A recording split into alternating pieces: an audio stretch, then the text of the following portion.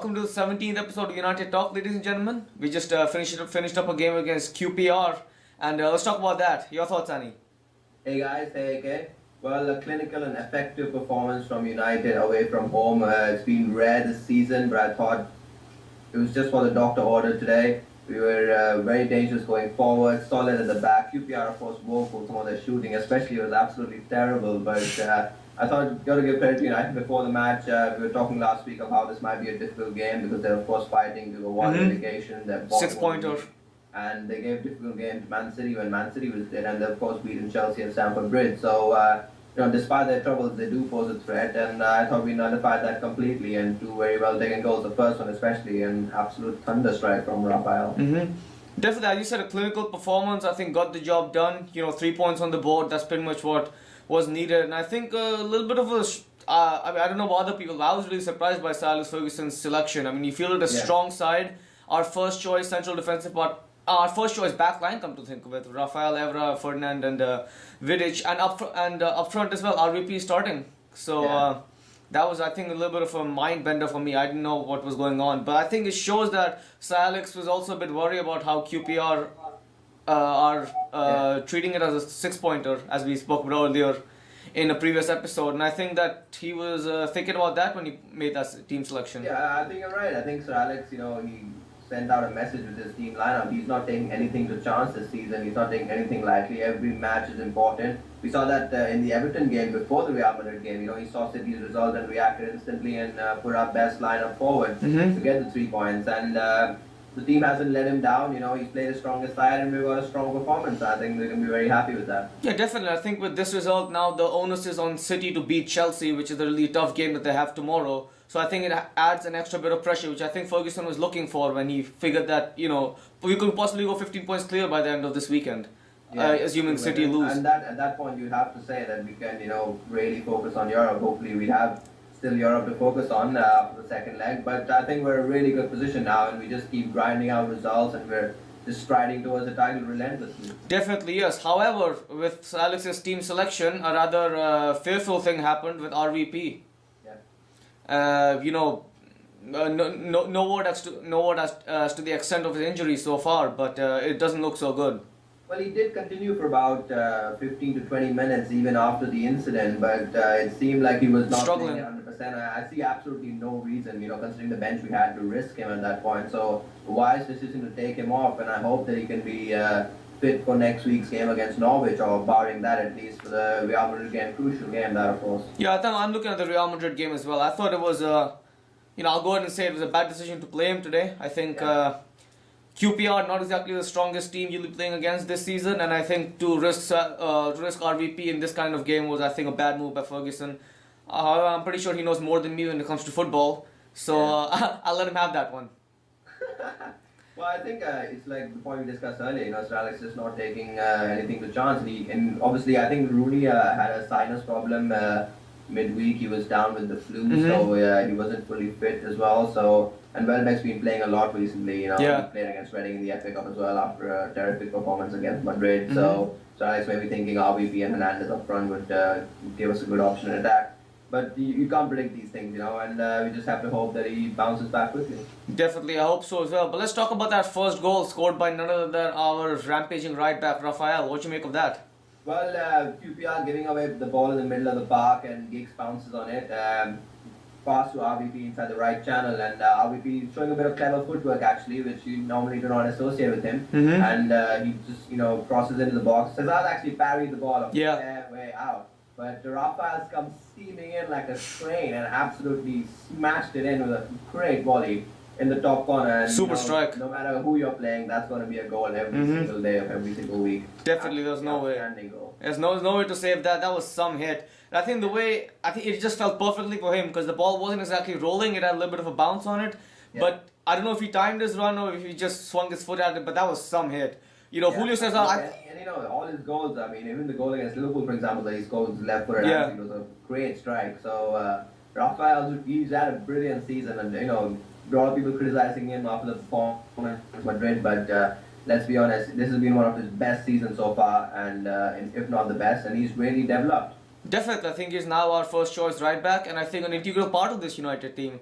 I think when it comes to Sir Alex actually selecting, getting a team sheet in, I think Rafael is definitely the top name. One of the top names. Well, talking about top players, who were your top three players from that game then? Top three. I was really impressed by United's performance, as you said earlier. Clinical performance. Got the job done. 2 goals, 2-0. Yeah. I'd have to go ahead and give my top performance to Rafael. I thought he had a great game.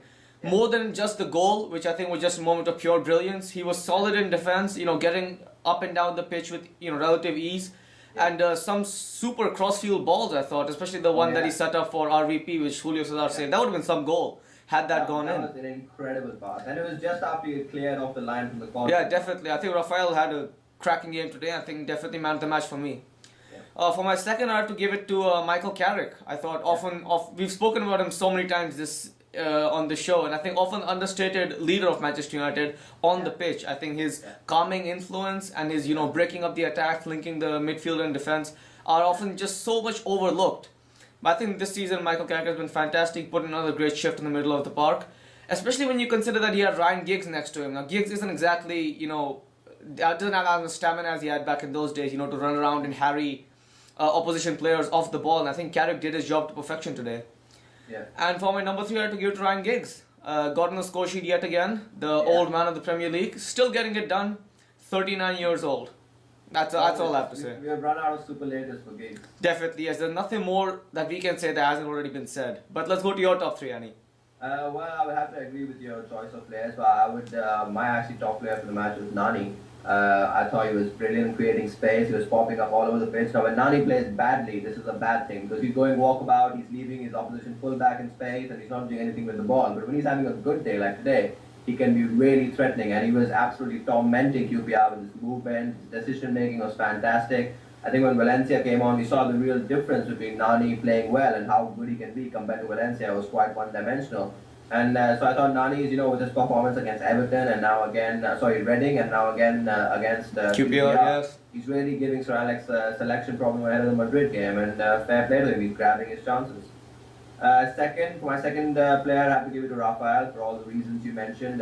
Fantastic, going forward, bombing up and down that right flank, and an incredible goal, of course. And lastly, as you said, Ryan Giggs, I thought it was a great finish from him after being released by Nani. He saw the keeper, looked up, and just smashed it in, and wrapped up the 3 points for us today. And a very effective performance in the middle of the park. Definitely, yes. Well, moving on, we had some action in the rest of the Premier League as well. Arsenal getting a win over Aston Villa. Your thoughts, Annie?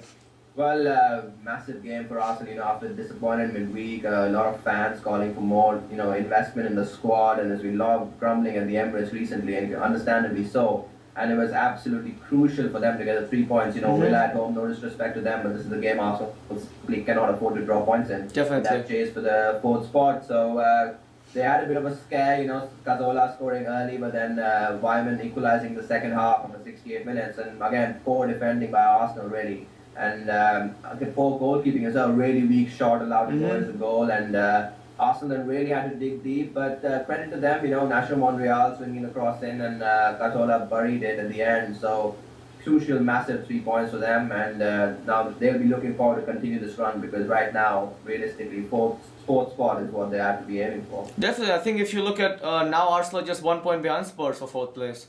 So I think as it happened in so many previous seasons, the race for 4th place could prove to be almost as exciting as the title challenge, which could effectively be over if City don't win against Chelsea tomorrow. We also had Everton against Norwich City, and what happened there, Annie?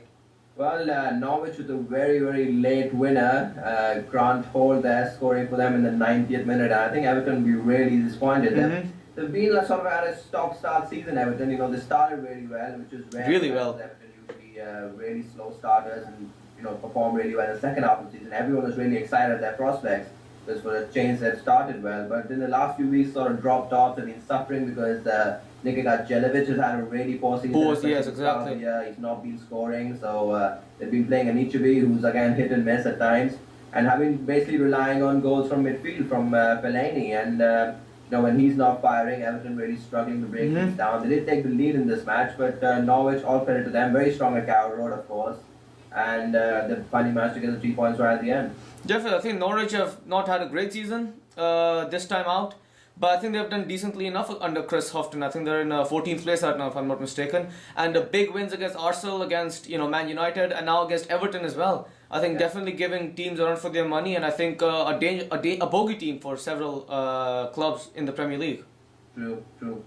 So moving on now to the review of the Champions League action midweek, and we had some big games, of course. Most notably, Milan versus Barcelona at the San Siro, and an incredible result for the Italian team. What did you make of that match, AK? Oh well, so much has happened for Milan this season. If you look at how they finished second in the Serie A last season, and with Massimiliano Allegri really running his team to the nail. But this season they started off extremely poorly. I think they had a very, very difficult first half of the season, where I think they were 10th or 11th, if I'm not mistaken, at one point, which is ridiculous for a team of such talent. But then they went ahead and bought Mario Balotelli. They had some emerging stars in El Shaarawy and Mbaye Niang. Yeah. And now if you look at Milan, they have arguably the most exciting forward line, young forward line in the world, I think. Yeah. And on the other hand, you look at FC Barcelona, runaway leaders in La Liga, playing this same style of football they were playing under Pep Guardiola, only with much more effectiveness. Yeah. And everyone expected them to steamroll Milan. I expected them to destroy Milan at home at the San Siro, so much so that the return leg would just be a formality. Yeah. But all credit to Milan, they ground out a 2-0 win by doing what Inter Milan did in the 2010 Champions League. Form a wall in front of the goal and just let Barcelona have their pretty little 2-yard passes where they string together 50 passes but don't get a shot on goal. Yeah. I think they've definitely tactically outsmarted Barcelona in every way and gotten to, the first goal had a little bit of fortune in it as before Boateng actually hit the shot. Zapata had apparently handballed. Yeah. But for every team that wins always has a little bit of luck with them, regardless how they play. It was interesting because everyone in the whole stadium thought it was handball, but when you look at the video really closely, it's actually hit his face, and everyone after the game was really surprised because they did a slow motion analysis and the ball actually hit his face. That's and all. It was an incredible decision from the referee to actually allow play to continue because there was no way you could have seen that in real time. And he lurched backwards and the ball smashed him in the face. And Boateng, great finish though by him. Yeah, great finish, and Solim Muntari making it 2-0 towards the end. And I think Barcelona now have it all to do at the new camp, and they need to buck up and get their ideas together. Yeah, I agree with you. I think Barca had sterile domination, which a lot of teams seem to be happy to let them have, and Messi especially looked devoid of inspiration. Barca, and also I think the fact that Tito was not on the bench, he's of course having treatment for his cancer, and Barcelona just not unable to change it in the second half, and even when the game was running away from them and they were not able to create any chances, just looked like they could not affect the game, they could not impact the game, and a clinical performance from Milan on the break, just breaking with pace. As you said, a really exciting young forward line for Milan, and this is a very young Milan team, which is quite rare. We've been used to the dinosaurs of Milan, as first ones call them. So El Shaarawy, Boateng, and Solim Muntari, two ex-Portsmouth players scoring, so it was Portsmouth 2 Barcelona. What would Harry Redknapp do to have those players with him at QPR right now? Yes. Moving on, we also had Galatasaray against Schalke, and Galatasaray, arguably the winners of the January transfer window, if you look at it, signed Wesley Sneijder, a big household name, Champions League winner with Inter in 2010, and a World Cup finalist with Netherlands as well that same year. Yeah. And they signed Didier Drogba as well from Shanghai Shenhua, which is apparently still under consideration, as Schalke have lodged an official complaint. Oh wow. Yeah, well, but 1-1 the match ended, and I think Drogba and Sneijder were both extremely disappointing, unable to influence the match in any way. Yeah, I think you associate Galatasaray with a very strong home record. Of course, a stadium notorious for having a great atmosphere. The welcome to hell banners and everything, which we've been experienced. We have experienced when United have gone there. But I think Schalke, you got to give credit to them. Despite their struggles in the Bundesliga, they got a good result. 1-1, and they'll be backing themselves for the second leg. But nevertheless, I think whoever does progress from this tie will definitely be the weakest team in the quarterfinals. Definitely the weakest team on paper. I mean, we've seen so many times in the Champions League how teams just spring out of nowhere and dominate stronger teams. In fact, when it comes to the knockout rounds, anything can happen.